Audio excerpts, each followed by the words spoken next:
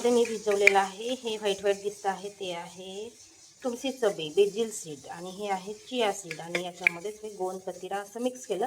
छोट्याशा कपमध्ये मिक्स करते, नंतर मी ग्लासभर पाणी घेते, त्याच्यामध्ये ॲड करते आणि पिते. हे रुटीन झालेलं आहे. कधीतरी स्किप होते. इथे ड्रायफ्रूट भिजवले आहेत सगळ्यांच्या वाटणीचे आणि रात्रीचा भात आहे थोडासा, तर तो पण तसाच ठेवला. तांब्याचे हंडे मी घासून घेतले. आता थोडंसं कॉटनचं कापड घ्यायचं आणि पुसून घ्यायचं, म्हणजे डाग पडत नाही. कसं ना, पाण्याचे हंडे मेंटेन करणं थोडंसं कठीणच असते.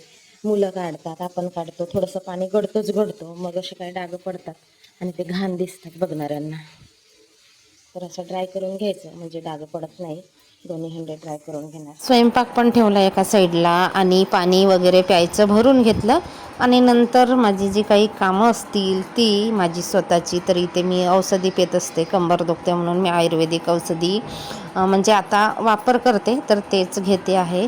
आयुर्वेदिक औषधीचा रिझल्ट लवकर नाही येत, पण फायदा होतो आणि काय साईड इफेक्ट वगैरे असं होत नाही असं म्हणतात. आता पहिल्यांदाच आहे औषधी वगैरे जास्त प्रमाणामध्ये यूज करायचं, नाही तर कधीच गरज पडली नाही औषधीची. आज मी 2 प्रकारच्या भाज्या केल्या. एक तर भेंडीची आळण बनवली आणि थोडंसं पनीर बनवलं होतं. ते पण मी आयुष्यात पहिल्यांदाच पनीर बनवला होता घरी. कसं बनतो कसं नाही ते पण माहिती नव्हतं. पण कसं नागपंचमीच्या दिवशी मी दूध आणली होती अर्धा लिटर. तो दूध पूर्णपणे फाटला. मग करायचं काय, फेकू की काय करू? मग फेकण्यापेक्षा म्हटलं चला पनीर पण आता आपल्याला बनवता येतो की नाही ते ट्राय करूया. आणि ते पनीर बनवायची प्रोसेस मी केली, पण बनलंसुद्धा पनीर. इकडे अजून एक भाजी शिजवायला ठेवली, जे की आहे भेंडीचा आळण. थोड्याशा भेंड्या होत्या तर त्याची सुद्धा पातळ भाजी करते. आणि पनीर आम्ही परवाच्या दिवशी केलं होतं, म्हणजे सोमवारला केलं होतं आम्ही पनीरची भाजी. रुद्रांशला सारखं पनीर आवडते, म्हणजे त्याला ग्रेव्हीवाल्या मसाल्यावाल्या भाज्या आवडतात. म्हणून चला आता बनवूनच घेते. मस्तपैकी आपली थोडीशी भाजी, वाटण वगैरे सगळं मी तयार करून घेतलं आहे. 2 दिवसापूर्वीच आम्ही पनीरची भाजी खाल्ली होती, 100ला पावभर. तुमच्या भागामध्ये कशा मिळते पनीर कमेंट करून सांगा. तर स्वस्तात मस्त असं पण आपण करू शकतो. घरच्या घरी दूध आणायचं आणि त्याला दूध फाटवून मग पनीर बनवू शकतो. आणि मी पहिलाच प्रयत्न केला होता, ते पण मी यूट्यूबवर बघते. आता बाकी ब्लॉगर टाकतात ना व्हिडिओ, तर माझी पण इच्छा होती कधीतरी बनवून बघावं. सुदैवाने ते दूध फाटलं, बरं झालं. तर त्याचं मी पनीर बनवलं होतं, तर ते पण खूप छान झालं होतं. आणि मस्त अशी ग्रेव्ही झाली आहे, म्हणजे शिजते आहे, झाली नाही, शिजते आहे. आणि हा पनीर फ्राय करून झाला. इकडे भेंडीचा आळण, याला सुद्धा उकडी आली. तिथे घेतलं आहे तांदळाचं पीठ भिजवणार आणि त्याच्यामध्ये त्याच्यानुसार टाकायचं.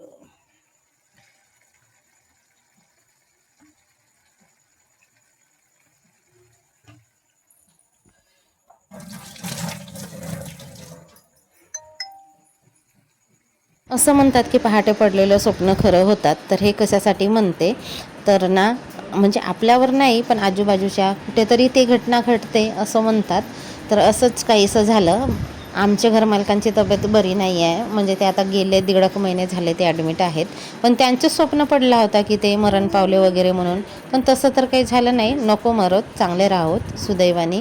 पण माझ्या आईच्या गावी, माझ्या माहेरच्या गावी, घराच्या समोरचेच आहेत आमचे भाटो लागतात. भाटो म्हणजे कोण तर भाऊजी. आमच्या भागामध्ये ना आधी भाटो म्हणत होते, भाटो जिजाजी म्हणजेच तेच भाऊजी. तर ते थोडेसे एजटच आहेत. एजट म्हणजे तरी त्याला 5-7 वर्ष काही झालं नसतं किंवा 10-12 वर्ष तरी काही झालं नसतं. पण एकाएकी त्यांची तब्येत खराब झाली, खाणं पिणं सोडला होता. तसं तर तब्येत खराब होती थोडीफार, कारण त्यांना गुडघ्यांचा त्रास होता, चालत नव्हते म्हणून.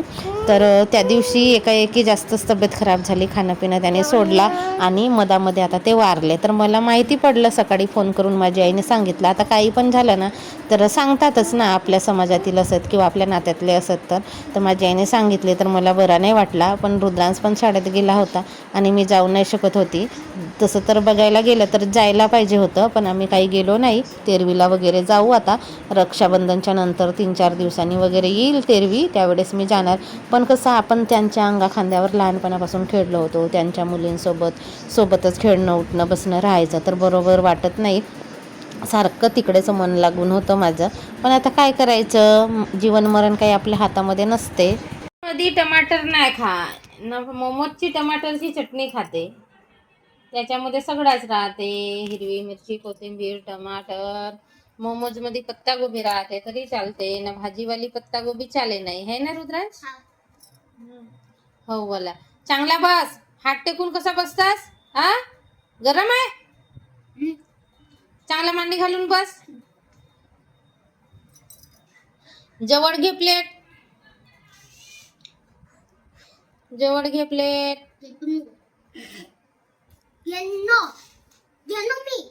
घेलो नाही, घेतलो. घेतलो म्हणते नाही तर घेल्लो म्हणते. घेल्लो नाही, घेतलो.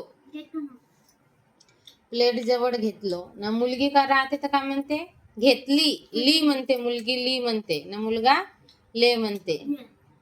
केलो, खाल्लो, पिल्लो, मी आलो, मी गेलो असा म्हणते मुलगा. अभ्यास कोण करल? पढ़ाई नहीं करती अन्वी, चिल्ला रही उसकी मम्मी उसके ऊपर. अरे दरवाजे लगाना था, मच्छर आते. लाइट नाही लावा ना इतके वाजे तो मच्छर येतात.